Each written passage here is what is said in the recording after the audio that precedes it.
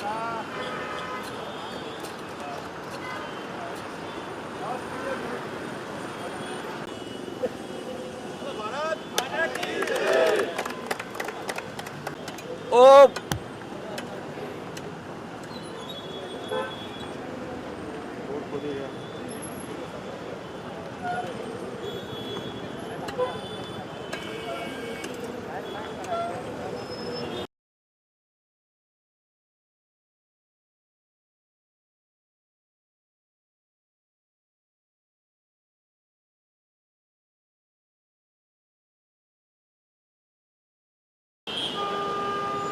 આપણે જોઈએ છે કે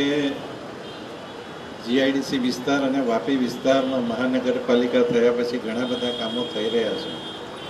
અને સાથે સાથે